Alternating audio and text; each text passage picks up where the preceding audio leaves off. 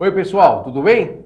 Ralph Peter com vocês novamente, programa Livros em Revista, que vai ao ar toda quarta-feira às 19 horas pela nossa BCC Television, que sempre tem o firme propósito de levar até vocês um bom entretenimento e um elevado teor de cultura, tanto quanto desta feita acontecerá. Temos aqui ao nosso lado direito o doutor, escritor, sarausista, nem sei se existe sarausista, né?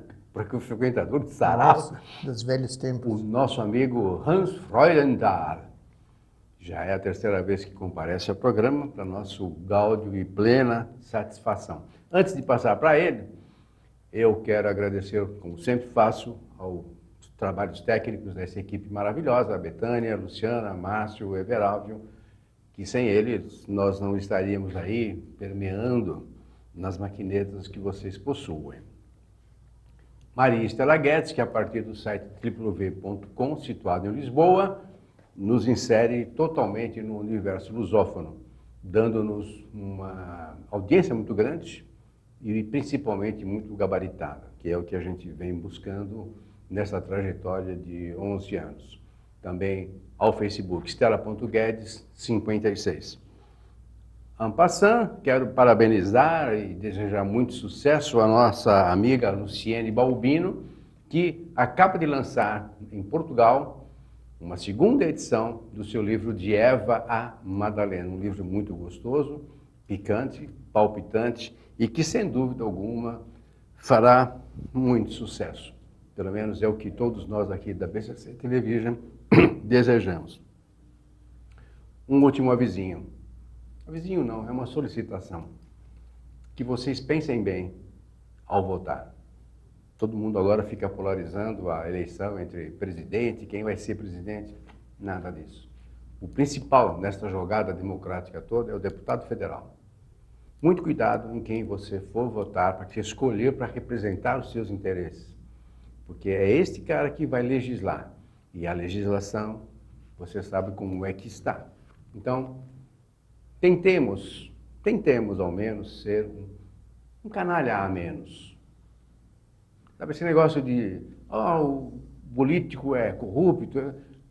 Quem sabe que nós também não sejamos, sabe? Quando você fura fila, quando você estaciona no lugar deficiente, quando você finge que está dormindo no metrô para não dar lugar a uma mulher que está grávida, um idoso como eu sou, para sentar. Você está sentado no lugar do idoso. E você finge que está dormindo e não vê o todo ao redor. Isso também é corrupção. Isso faz parte do processo. Então, se você quer ter o direito de reclamar do político, lembre-se que você não pode ser o espelho dele. Ou que não faça dele o teu espelho. Ok? Ao meu lado direito, Hans Freudenthal, dentista e escritor inovador, que no píncaro dos seus 90 anos tem jovialidade suficiente para lançar um livro absolutamente maluco. O livro chama-se Histórias Narradas por Apenas 6 Palavras, lançado pela editora Edicom. A capa é da nossa amiga, aquela menina maravilhosa. Realmente. Sora. Filha da dona da editora, a Soraya. E neta da Lubitschenko, da Valentina. É, a neta. Da Valentina Lubitschenko. A Daniela é filha da Valentina. Sim. Portanto, a Soraya é neta da Valentina. Não é? Então, tudo bem. Soraya. Não, a Soraya é uma menina maravilhosa. Ela já esteve aqui conosco uma vez, inclusive, falando dos livros que ela faz para você. Ela que fez a capa, ela que ilustrou. Ela fez a capa, ela que ilustrou. Tudo bem, meu amigo? Muito obrigado Tudo por ter bem. vindo mesmo. Veio correndo, vai sair correndo, está sempre andando, não para nunca. Não pode Meu, parar, que não loucura! pode. Me fala, não podemos parar, né? De fato. não. Será o início do fim, né? Não Provavelmente. pode. Isso é. Meu, que loucura é essa, esse livro aí? Olha, Conta Ralph, tudo e não mente. é como diz aqui, olha, vivemos no mundo da pressa. Uhum. Então, não temos tempo para a leitura de extensas descrições, blá, blá, blá. Então, o jeito é uma coisa bem curta, bem breve. O livro anterior era de haikais, 3 linhas. É muito. Agora tem esse aqui, 6 palavras. Já tenho prontinho para publicar um livro em que cada história tem 4 palavras. Trouxe até uns exemplos para você. Por favor. Só que depois, como eu já te contei, eu vou publicar um livro com as páginas todas em branco. Esse vai ser minha obra-prima. Vai vender horrores. Mas eu trouxe... Enquanto não sair esse livro em branco, eu trouxe uns exemplos do livro que terá 4 palavras cada, só que aí as 2 páginas vão conversar entre si, sabe? Então, são 2 páginas, 2 histórias que se entrelaçam, uma com a outra, que se entrelaçam. Por exemplo, não acredito em astrologia, mas inferno astral existe. Outro, só os humanos falam e dizem cada bobagem. Outra, o rei está nu, mas ninguém está percebendo. E no fim é assim, 4 palavras são suficientes, mas 3 palavras bastam. 3 palavras bastam. Então vamos reduzir ainda para menos esse número de 6 palavras. Mas você sabe que eu achei genial essa tua ideia. Não só pela novidade, mas porque você consegue, com 6 palavras, dizer muita coisa. Eu tentei na sinopse que eu fiz, não sei se você percebeu, eu fiz a sinopse com 7, não consegui fazer com 6. Mas é questão de hábito, Ralf. Sem dúvida. Quando eu comecei a pensar nesse livro de 6 palavras por conto, eu me lembrei de várias frases populares e fiquei surpreso que muitas têm exatamente 6 palavras. Por exemplo, filho é bom, mas dura muito. Está no livro, não é da verdade, a ideia é minha. Então, opa, 6 palavras. Aí já pus, cachorro é bom, mas custa caro. Pronto. E aí, em 2 meses eu fiz esse livro. Eu não fiquei impressionado. Você teve a ideia, assim, do dia a dia? Do dia a dia. É tudo coisa do dia a dia. Tem uns besteiróis também, né? Faz parte, né? Tem uma que querem me matar, que diz que mulher inteligente acaba com casamento, né? E essas coisas. Mas tá no meio das outras coisas, eles vão me perdoar. Espero. Aqui, essa outra que abri por acaso. Existem mais idiotas do que imaginamos. Né? Então, já viu, né? Provavelmente você quase um desabafo, né? Não é uma história. Quem ri por último chora primeiro. Tem que mudar também um pouco, né? Esse, por exemplo, faz com que a gente pense. Você para pensar, peraí, estava dando risada até agora. Agora, de repente, veio um freio. E tem outras coisas assim. O que eu achei brilhante, realmente, é que, como eu estava te falando, você consegue, em pouquíssimas palavras, dizer muita coisa, e que a gente vivencia o dia inteiro, mas que nunca para pensar. Salvo quando a gente lê essas besteiras que você escreveu aí, em algum lugar, né? Mas é muito legal. Mas quanto tempo que você escreve? Porque você nasceu na Alemanha.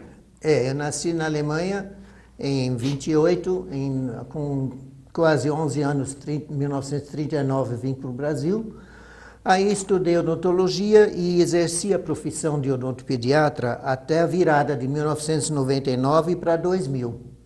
E só aí, realmente, com 70 e tantos anos, é que eu comecei a mexer um pouco mais com literatura. Aí, em 2000, já entrei em oficina literária, que eu estou há 18 anos nela, no Clube Paulistano. A última vez foi ontem à noite.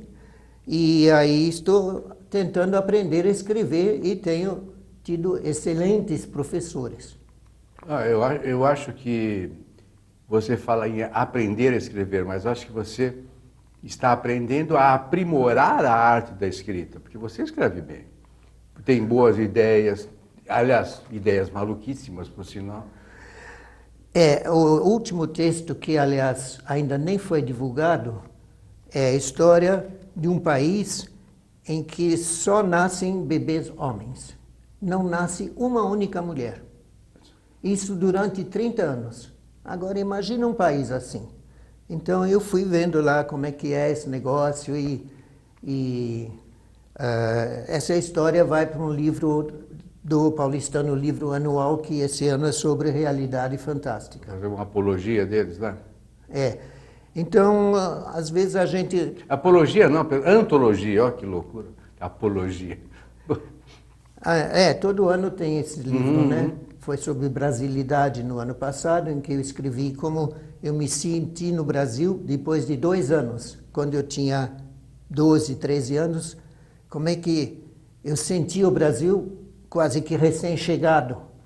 E recordei então aqueles tempos em que eu ainda... Esse negócio, por exemplo, de beijinho, né? Era uma coisa que eu não conseguia, isso era uma indecência, isso não se faz. Isso é típico de tropical, né? E então eu escrevi... Em compensação, hoje você já desandou, né? Bom,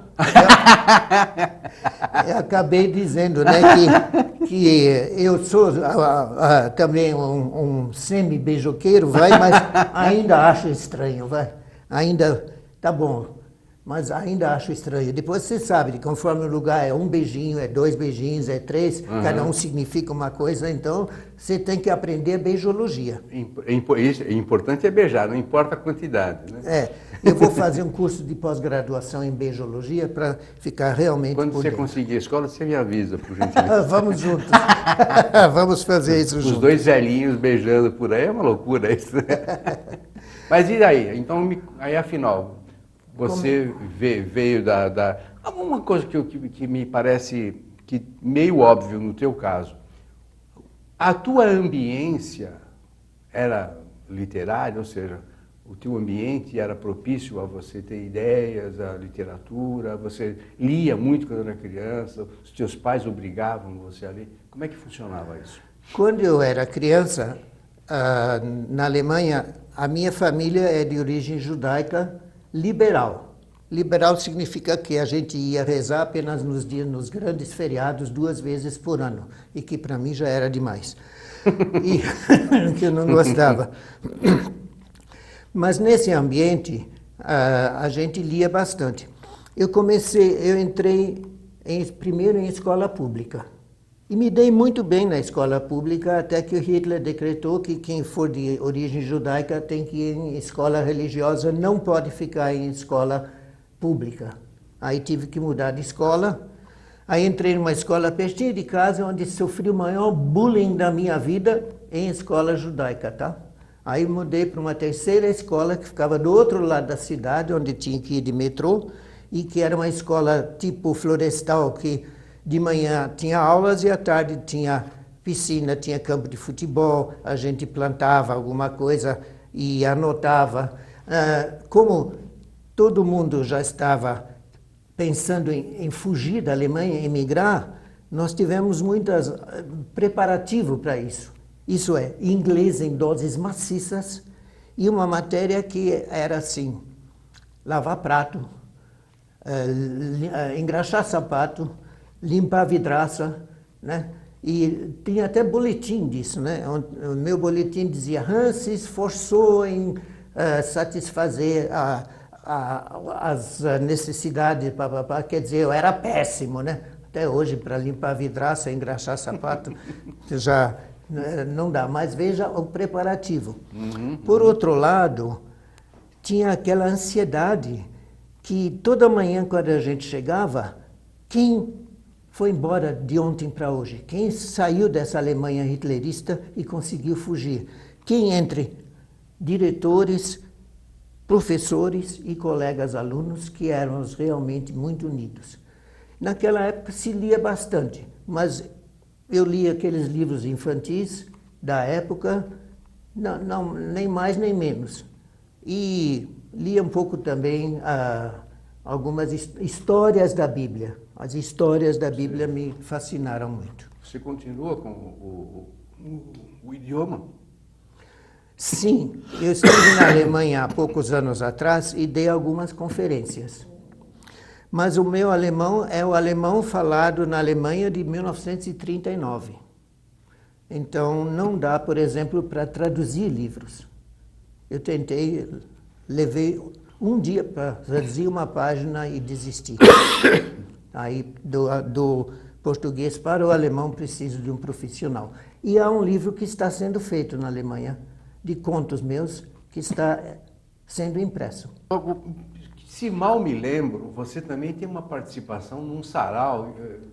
Até eu conheci o moço que... Alessandro Buso. Alessandro Buso, isso. Eu sei que é na Bela Vista, né? É. Alessandro Buso fundou esse sarau dos suburbanos convictos. E todas semana há uma reunião de pessoal que vem realmente dos subúrbios para expressar seus sentimentos em forma de poesia. Na verdade, eu não sou poeta, mas eles toleram os meus contos e minhas crônicas também, desde que sejam curtos. E, infelizmente, o sarau dos suburbanos e a oficina literária do paulistano caem na mesma noite de segunda-feira. Então, eu preciso vai um optar e no outro. um e no outro. Mas, enquanto o paulistano é um clube, até certo ponto pode-se dizer de elite, Super elite. Os suburbanos são exatamente o oposto. E você vê isso também pelos temas abordados. No paulistano, já cada um, depois de 18 anos, tem seu estilo próprio.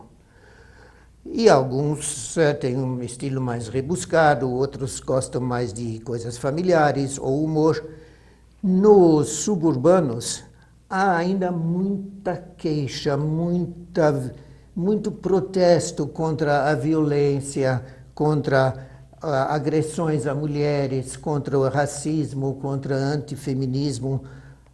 E a coisa lá é bem mais pesada em termos literários. Mas para mim é necessário, porque assim eu tenho os dois lados da moeda. São contrapontos importantes. Tem um contraponto. Né? E eu agradeço ao Buso de me aceitar, que realmente eu sou da favela dos Jardins, né?